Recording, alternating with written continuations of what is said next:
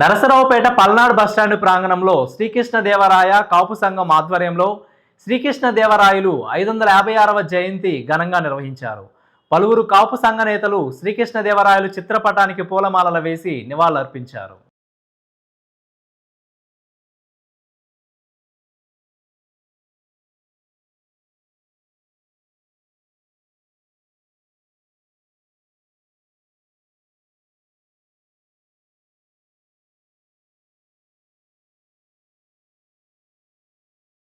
నరసరావుపేట పట్టణంలో కృష్ణదేవరాయలు గారి 556వ జన్మదిన వేడుకల్ని ఘనంగా కృష్ణదేవరాయ కాపు సంఘం ఆధ్వర్యంలో మా అధ్యక్షులు పోతుల శంకర్ గారు మరియు రామ్మోహన్ గారు, మంచాల తిరుపతిరావు గారు మరియు మిగతా కమిటీ సభ్యులందరి ఆధ్వర్యంలో ఈరోజు ఘనంగా నిర్వహించడం జరుగుతుంది.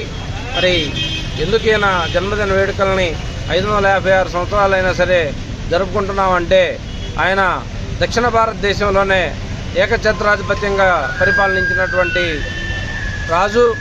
ఆయన కాలంలో మరి రత్నాలు రాసులుగా పోసి అమ్మినటువంటి సందర్భాలు అయినా సరే ఆ రోజున ఎలాంటి చోరీలు దొంగతనాలు లేకుండా ధర్మం 4 పాదాల నడిపించినటువంటి వ్యక్తి. అదేవిధంగా విభిన్నమైనటువంటి కళల్ని బాగా పోషించినటువంటి వ్యక్తి కృష్ణదేవరాయలు గారు. అదేవిధంగా రాష్ట్ర ప్రభుత్వానికి ప్రత్యేకంగా కృష్ణదేవరాయలు గారి అభిమానులుగా కృష్ణదేవరాయ సంఘం తరపున మేమందరం కూడా డిమాండ్ చేస్తూ ఉన్నాం.